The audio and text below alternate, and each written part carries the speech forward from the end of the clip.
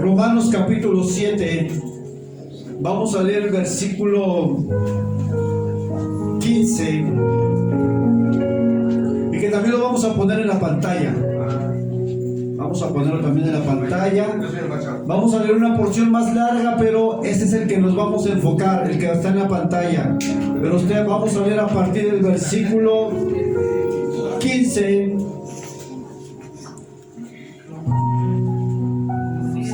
hasta el versículo 19, hasta el versículo 20, perdón, del 15 al 20 vamos a leer. ¿Ya todos están listos ahí en la palabra? Amén. Ok, dice así la palabra de Dios: porque lo que hago no lo entiendo, pues no hago lo que quiero, sino lo que aborrezco, eso hago. Y si lo que no quiero es esto hago, apruebo que la ley es buena. De manera que no soy yo quien hace aquello, sino el pecado que mora en mí. Y yo sé que en mí, esto es, en mi carne, no mora el bien, porque el querer hacer el bien está en mí, pero no hacerlo. Porque no hago el bien que quiero, sino el mal que no quiero, eso hago. Versículo 20. Y si hago lo que no quiero, yo no lo hago, sino el pecado que mora en mí. Así que, queriendo yo hacer el bien, hallo esta ley que está mal, está en mí, que el mal está en mí. Señor, oramos por este tiempo, Padre. Te pedimos que seas tú hablando a nuestra vida, Señor. Te pedimos que seas tú tomando el control de cada corazón, de cada vida, Señor. Que la palabra no vuelva vacía, Señor, sino que cumpla el propósito para lo cual hoy es enviada, Señor. Todo te lo pido en el nombre del Padre, y del Hijo, y del Espíritu Santo. Amén. Toma asiento, hermano. Este versículo 15 está en la pantalla. Dice: porque lo que hago no lo entiendo, pues no hago lo que quiero, sino lo que aborrezco, eso hago. Versículo 16. Y si lo que no quiero, esto hago, apruebo que la ley es buena. Esta oración es la oración de Pablo. Pablo, un hombre que se llama a sí mismo siervo de Jesucristo. Pero en la vida de todo cristiano encontramos momentos como el que Pablo expresa en este versículo: hago lo que no quiero, y lo que quiero hacer no hago. ¿Le ha pasado esto? Es decir, Pablo tenía una intención de hacer lo bueno. Él quería hacer lo bueno, pero dice: acabo haciendo lo que no quiero, porque en mí hay un pecado que mora, que está en mí. Y a manera de introducción, todos nosotros fuimos diseñados con una conciencia de manera innata. Viene de fábrica. Todos tenemos una conciencia. Podemos distinguir entre el bien y el mal, ¿verdad? Podemos distinguir entre hacer algo correcto o incorrecto. Aunque ahora el concepto de lo bueno y de lo malo ha sido distorsionado totalmente. Sin embargo, todos tenemos esta conciencia. Y regularmente, de manera como caricatura, de manera cómica, siempre vemos una imagen en las películas, vemos una imagen en la televisión. Cuando alguien va a hacer algo malo, que le aparece un angelito. ¿Han visto esa imagen? Y le aparece un diablito. Y eso representa la conciencia del hombre que le dice: hey, esto no lo hagas, esto está mal. Y por otro lado te aparece el diablito que dice: sí, hazlo, no te va a pasar nada. No pasa nada. Tenemos esta conciencia que de alguna manera nos alerta. Si somos honestos, somos personas muy contradictorias. No siempre estamos en una congruencia de lo que sabemos que debemos hacer con lo que hacemos. De hecho, la mayoría de nosotros podemos decir que sabemos qué es lo que debemos hacer. Sin embargo, en la vida práctica no lo hacemos. Lo conocemos porque conocemos la palabra de Dios y porque la palabra nos enseña que es mejor ser humilde a ser soberbio. Eso nos enseña la Escritura, ¿verdad? La palabra nos enseña que es mejor dar, ayudar a otros, que ser egoísta y pensar solamente en mí. La palabra nos enseña que es mejor tal vez vivir una vida en santidad, tal vez practicar algún deporte, porque eso es bueno para nuestra salud, porque debemos de cuidar el templo del Espíritu Santo que somos nosotros, que fumar, que beber. No sabemos, ¿verdad? Todos lo sabemos en este lugar. Sin embargo, en la vida práctica es muy difícil. Por eso hay un dicho que dice muy popular: del dicho al hecho hay que un gran trecho. Es decir, sabemos lo que debemos, pero no lo hacemos. Y hoy quisiera abordar 4 puntos acerca del pecado y de cómo nosotros, cuál es nuestra relación actualmente con el pecado. Y el primer punto que quiero tocar se llama así, se titula así: el cristiano ya no es esclavo del pecado. El cristiano ya no es esclavo del pecado. Es importante entender esto a la luz de la palabra de Dios. Una pregunta: ¿ustedes creen que por ser cristianos ya no vamos a pecar? ¿Ya no nos vamos a equivocar?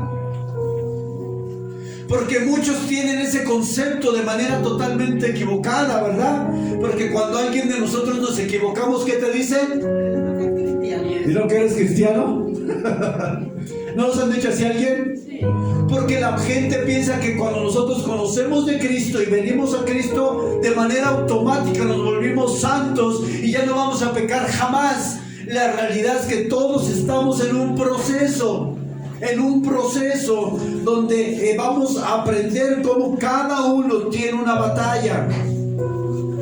¿Qué dice la Biblia sobre esto? Romanos capítulo 6 nos habla Pablo usa la figura del esclavo con un amo para ejemplificar nuestra relación con el pecado. Romanos 6:4 dice que hemos sido sepultados y resucitados con Cristo. Ahora podemos caminar en una nueva vida, a diferencia de aquel que no es cristiano. La diferencia radical entre nosotros que estamos aquí y alguien que no ha venido a Cristo ni que ha aceptado a Cristo como su Salvador es que esa persona vive totalmente controlada por el pecado. Es decir, no tiene un control. Es decir, yo muchas veces comparo a aquel persona que se deja controlar por el pecado como un caballo salvaje. Un caballo salvaje no lo puedes controlar. Es salvaje, es decir, es indómito, no lo puedes controlar. Muchas veces alguien que es controlado por el pecado vive como si trajera caballos salvajes en su vida. No puede ser controlado. Romanos 6:6 dice que nuestro viejo hombre fue crucificado juntamente con Cristo para que el pecado sea destruido y que ya no sirvamos más al pecado. Romanos 6:11 nos dice que debemos estar muertos al pecado y vivos para Dios en Cristo Jesús. Y Romanos 6:22 dice: mas ahora habéis sido libertados del pecado y hechos siervos de Dios. Así es que la Biblia nos deja de manera clara que un cristiano es libre del pecado, pero sin embargo la misma Biblia nos enseña, y Pablo dice que cuando él hace algo que no él quiere es porque hay un pecado que mora en él. Es decir, en todo cristiano hay un remanente de pecado, porque si no fuera así, ya no volveríamos a pecar jamás. En todos nosotros hay un residuo de pecaminosidad. Es decir, en todos nosotros hay una inclinación a pecar, hay una inclinación a hacer lo que está mal. Y por otro lado, como cristianos tenemos una lucha interna que nos lleva a buscar hacer lo que le agrada a Dios, y por otro lado tenemos dentro de nosotros una tendencia que nos lleva a hacer lo que no le agrada a Dios. Y es interesante el versículo que vamos a ver, que es Romanos 6, 12 al 14. Y quiero que lo lea en pantalla y que le ponga mucha atención. Dice así: no permita que el pecado ¿qué?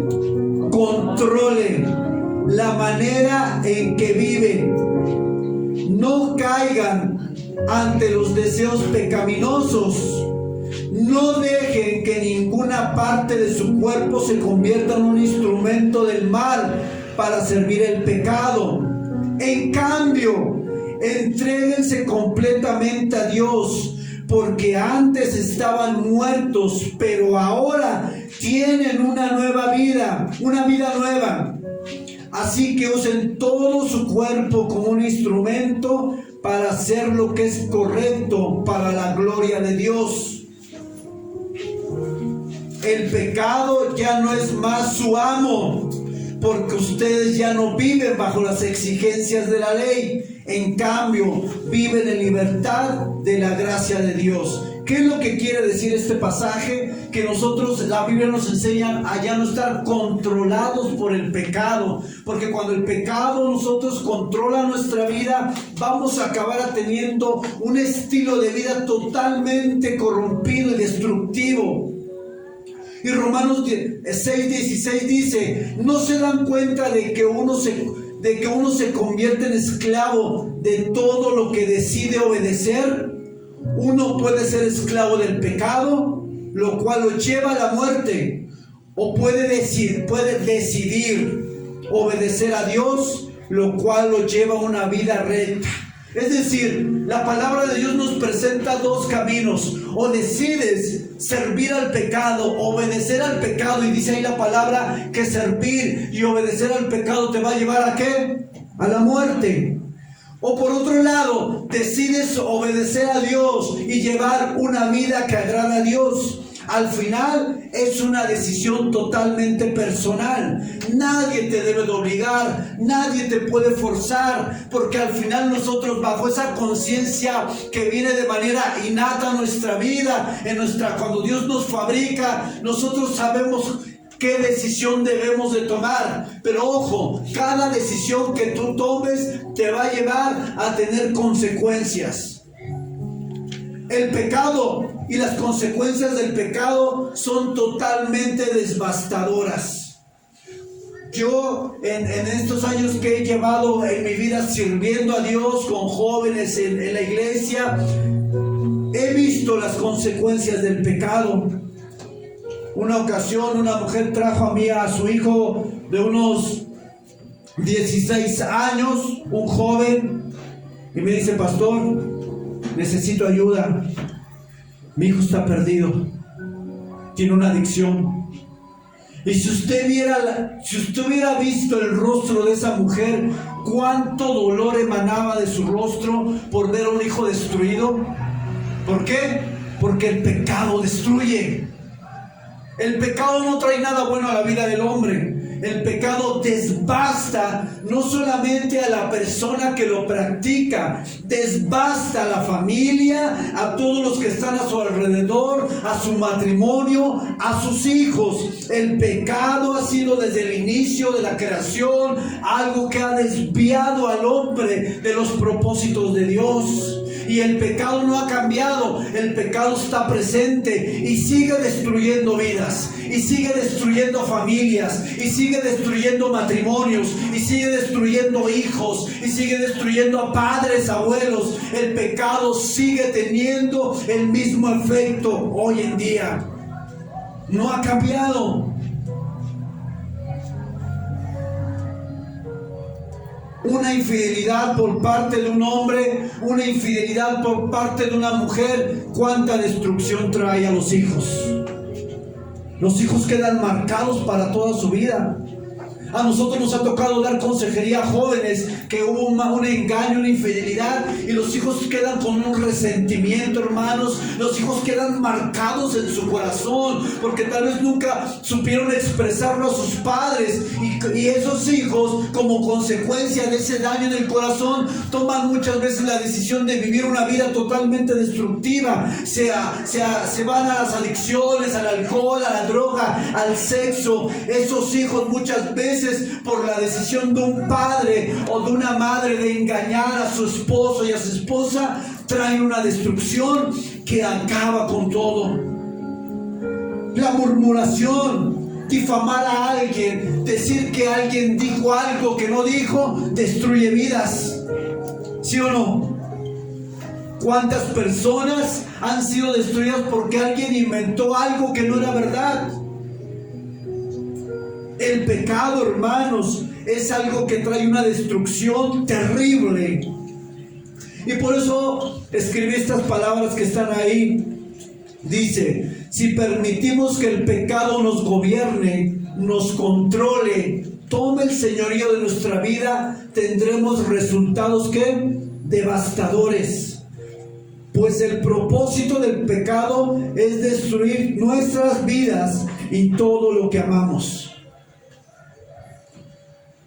¿Cuál es la decisión que tomamos? Porque cuando nosotros salimos de la iglesia, justamente el día de hoy, se te va a presentar algo que te pueda hacer caer. Justamente hoy, y justamente al rato, y justamente mañana. El pecado está al acecho. El pecado nos asedia constantemente. En todas partes usted puede ser tentado para pecar. Pero la Biblia nos enseña a través de Pablo que si tú decides obedecer al pecado, eso te llevará a la muerte. Pero si decides obedecer a Dios, eso te llevará a vivir una vida totalmente diferente, una vida completamente, radicalmente diferente. Ya no somos esclavos. Ahora estamos en una batalla sin cuartel. Y el segundo punto precisamente así se llama. El cristiano está en una guerra sin cuartel contra el pecado. Hebreos 12:1 dice el escritor de Hebreos que nos despojemos de todo peso y de todo pecado que nos asedia. ¿Qué quiere decir esto? Que el pecado está constantemente rondando nuestra vida para que nosotros caigamos. El pecado lo vas a encontrar en tu trabajo, lo vas a encontrar en la escuela, lo vas a encontrar incluso en la misma iglesia, porque el hecho de que vengamos a la iglesia no significa que no pasen pensamientos de pecado, de que no haya deseos de pecado en nuestro corazón. El hecho de estar en la iglesia no nos hace inmunes al pecado, hermanos. En el momento que nosotros comenzamos la carrera con Dios, nos volvemos enemigos totalmente de todo lo que es correcto delante de Dios, y el pecado se presentará en cualquier oportunidad. Es por eso que nosotros debemos considerar que nuestra vida como cristianos es una guerra continua. No hay descanso. El hecho de que estés en la iglesia aquí hoy es una batalla misma. Sabemos que buscar de Dios es lo correcto. Sabemos que leer la palabra es lo correcto, que adorar a Dios es lo correcto. Pero sin embargo aquí mismo enfrentamos la lucha. Enfrentamos una lucha para poder permanecer atentos a la palabra de Dios. Aquí mismo estamos llevando, o sea, estamos aquí escuchando la palabra y hay una pesadez tremenda. Pero ¿qué pasaría si nos vamos a la casa y ponemos una serie de Netflix? ¿Qué pasa? ¿No estamos atentos? ¿Por qué pasa eso? Porque hay un pecado en nosotros que nos inclina a rechazar o a resistir todo lo que tenga que ver con Dios. Precisamente porque hay algo en nosotros que resiste las cosas de Dios. Y precisamente esto es una evidencia de que el pecado en nosotros está activo, está vigente. Nosotros luchamos con esto. Sin embargo, cuando nosotros pecamos, hermanos, no quiere decir que ya hayamos salido de la presencia de Dios o que Dios nos haya desechado. Ahí escribí unas palabras que dicen: hay momentos que como cristianos caemos presos por un momento del pecado. Cuando eso pase, no cometa el error de alejarse de Dios, Por el contrario, acérquese al trono de su gracia. Uno de los más grandes errores que el cristiano comete es que cuando peca de manera automática, por sentirse mal, tiene esta reacción ante Dios: me alejo de Dios. Es lo primero que hacemos, nos intentamos alejar de Dios. Somos como Adán y Eva cuando pecaron, dijo Dios, ¿dónde están? Adán y Eva estaban ¿qué? Escondidos. Cuando nosotros pecamos, cometemos el grave error de alejarnos de Dios, cuando realmente lo que debemos hacer es totalmente lo opuesto. Cuando tú pecas y caes al pecado y eres preso por un momento, y cuando vuelves a ser libre, lo primero que debes de hacer es acercarte al trono de la gracia, es acercarte a pedir perdón, porque usted cree que Dios lo va a rechazar. Dios lo va a rechazar. Dios le va a decir, te dije. Así como nosotros, ¿no? Te dije. ¿Qué es lo que hace Dios? Nos abre los brazos y dice, está bien, te perdono. Él no nos juzga, hermanos. Él no es como nosotros. Él no es como tú, como yo, que tendemos a juzgar a veces, que tendemos a señalar. Él no hace eso. Él no hará jamás. Por eso, al primer lugar, cuando usted se equivoca, al primer lugar que tiene que es ir a la cruz y arrodillarse y pedir perdón, porque la cruz sigue teniendo perdón y gracia para con nosotros como pecadores. ¿Cuántos dicen amén? Amén. Gracias a la cruz de Cristo. Imagínense que hay una guerra y se toma un prisionero de guerra, a alguien que es cautivo por un momento. Esa persona que es cautiva no significa que esa persona que es cautiva por un momento se haya pasado al otro bando. Cuando usted peca no significa que ya no es cristiano, no significa que ya se cambió de bando. Simplemente usted cayó por algún momento, como todos nos pasa. Dice la Biblia que el que dice que no peca, ¿hace qué? Mentiroso a Dios. Todos pecamos, aún en Cristo. El hecho de que estemos en iglesia, el hecho de que nos llamemos cristianos, no nos hace inmune a no pecar o a no equivocarnos. De hecho, tenemos una batalla más terrible que aquel que no ha venido a Cristo, porque el que no ha venido a Cristo, dije que vive como con caballos salvajes, vive bajo el control del pecado. Pero nosotros que hemos venido a Cristo tenemos una batalla más tremenda, porque estamos en una lucha interna que muchas veces quiere llevarnos a la cautividad nuevamente del pecado. Así que cuando tú caigas, cuando tú te equivoques, cuando tú peques, ven a Cristo, pídele perdón, levántate nuevamente y sigue en la batalla. No te rindas, no te rindas. Como buen soldado de Cristo, muchas veces en batalla seremos lastimados. Va a haber heridas de guerra, va a haber momentos donde vas a caer porque alguien te hirió, va a haber momentos donde vas a sentir que ya no tienes fuerzas, va a haber momentos donde como un soldado de Cristo tal vez dice, yo ya renuncio, ya no quiero más. Va a haber momentos así, pero un soldado de Cristo se caracteriza porque a pesar de las circunstancias puede permanecer en el Señor. Punto número 3. El cristiano sincero debe reconocer su condición y buscar ayuda. Romanos 7:24 dice Pablo, expresando este dolor que sentía, dice, miserable de mí, ¿quién me librará de este cuerpo de muerte? Esta expresión que Pablo hace en la palabra de Dios es una expresión que demuestra el dolor que sentía porque sabía que aún había pecado en su vida y dice, ¿quién me va a librar de este cuerpo de muerte? De este pecado que aún hay en mí y que me lleva a hacer lo que yo no quiero, porque lo que yo quiero es hacer el bien, pero no lo hago. Pablo expresa su sentimiento y cómo se siente con el pecado que había en su cuerpo todavía.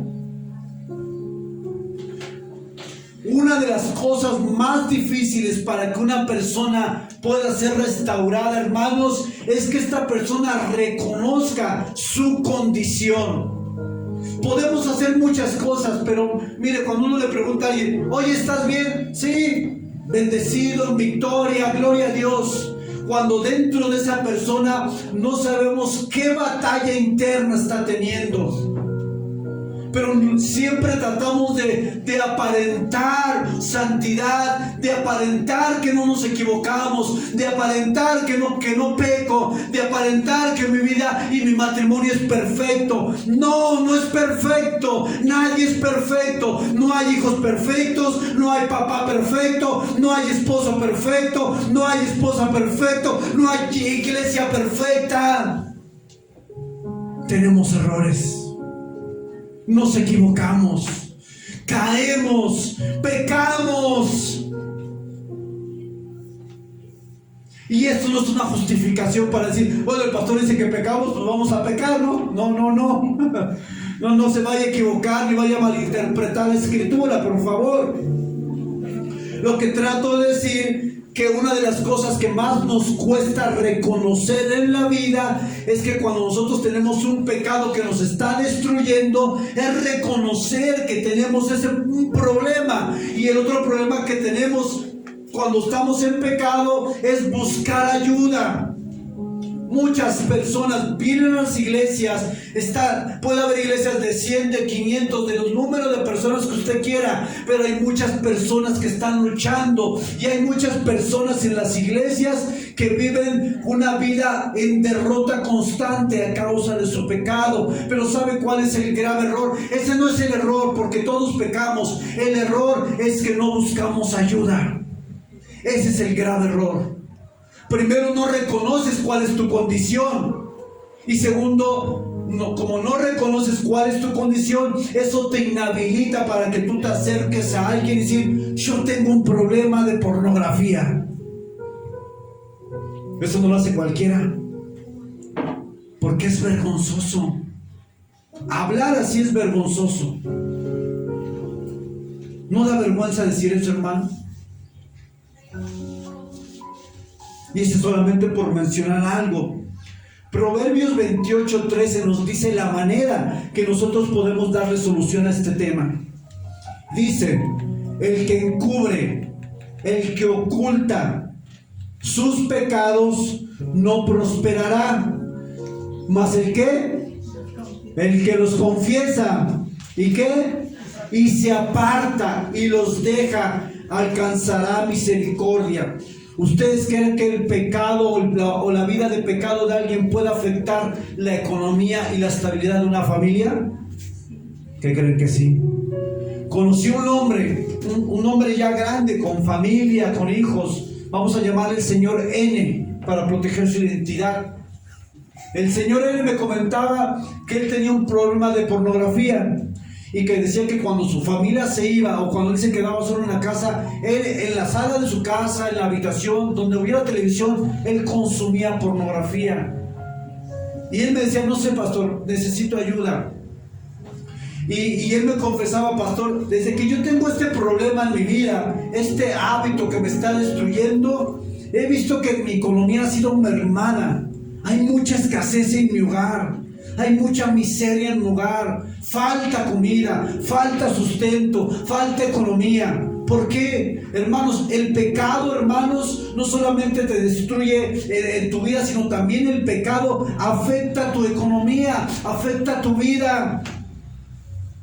Por eso dice aquí el proverbio, el que oculta sus pecados, ¿qué dice? ¿No qué? No prospera, no avanza. No hay una mejoría en su hogar, no hay una mejoría en su matrimonio, no hay una estabilidad económica. ¿Por qué? Porque cuando alguien oculta su pecado y está dispuesto a no separarse de ese pecado trae miseria. Sí afecta. Y ese hermano que me comentaba acerca de este problema, al final ya no quiso que le ayudara. Él decidió quedarse con su problema. Y era un hermano, una persona, el Señor era una persona que siempre pedía dinero. Una persona, hermanos, que no tendrá la decisión de dejar su pecado, no le irá bien en la vida. No le va a ir bien. por más que luche, por más que avance, no verá la bendición de Dios. Es terrible, porque él no solamente afectaba su vida, sino la de sus pequeños. ¿Por qué? Porque fue una persona que no tuvo la decisión de soltar aquello que estaba destruyendo su vida. Dice la palabra de Dios, el que confiesa. Confesar no es que usted venga ante mí como un sacerdote y diga, si me confieso. No, eso no es confesar. Aquí la palabra confesar es que tú tienes que ir con Dios en primera instancia. Señor, yo tengo un problema. Y el Señor Dios pone personas idóneas para ayudarles, para ayudarte. Pero no solamente es confesar.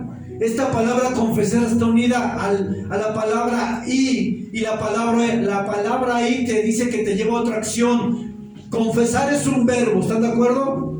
Y apartarte es otro verbo. Las dos cosas son acción. No solamente es decir tu pecado, no solamente es reconocer tu condición, no solamente es decir, hablarlo, sino es apartarte de tu pecado. Porque en el momento que tú te apartas de tu pecado, dice Proverbios, que alcanzas misericordia. Y en el momento que alcanzas misericordia, entonces Dios puede restituir tu familia, tu vida, tu matrimonio, tu trabajo y todo lo que hay en ti. Pero hay una palabra clave que es apártate. Apártate, aléjate. Y escribí estas palabras: no olvidemos que no hay pecado que permanezca oculto para siempre. Todo sale a la luz, tarde o temprano. Es mejor confesar nuestro pecado y apartarnos de él antes que seamos exhibidos y avergonzados. Pensamos que lo que nosotros hacemos a ocultas nunca va a salir. Pensamos que lo que consumimos en internet nunca nadie se va a dar cuenta. Pensamos que estas relaciones prohibidas que tenemos fuera de casa no se van a descubrir. Estamos equivocados, hermano. Dice la Biblia que Dios no puede ser engañado, Dios no puede ser burlado, porque todo, dice, lo va a sacar a la luz. Porque cuando está en la oscuridad tiene poder, porque opera la oscuridad y tú mismo le das la autoridad al pecado para obrar en ti. Pero en el momento que tú expones, que tú sacas tu pecado y lo traes a la luz del Evangelio, a la luz de la cruz, a la luz de la gracia, ese pecado tiene que retroceder y tiene que ser destruido. Pero hay que exponerlo a la luz, hay que sacarlo de su escondite, hay que sacarlo a la luz para que por medio del poder de Cristo y de su Evangelio, ese pecado sea destruido. Pero mientras lo tengamos aquí oculto, hermanos, usted vivirá una vida terrible. El pecado destruye. El pecado destruye. El pecado es como un cáncer que destruye todo lo que va tocando. Por eso es importante, hermanos, que hoy consideremos cuál es nuestra relación de cristianos con el pecado. Y esto, vamos al último punto. El cristiano debe depender solo del Espíritu Santo para poder vivir ¿en qué? En victoria. No es posible para el hombre tener una vida de victoria sin el Espíritu de Dios. No es posible. Cuando me tocaba ir a ese centro de rehabilitación a compartir la palabra de Dios con unos amigos, ellos decían: no quiero volver a hacerlo. Ya no quiero tomar, decían muchos. Ya no quiero. Llorando, hermanos, tú nos veías decir: wow. El problema que la voluntad humana que nosotros tenemos muchas veces se doblega ante el pecado. No es posible salir victoriosos sin la intervención del Espíritu de Dios. Un hombre que no tiene al Espíritu Santo dentro de su corazón no podrá resistir los embates del pecado. Tal vez resista un mes, tal vez resista medio año, tal vez resista un año.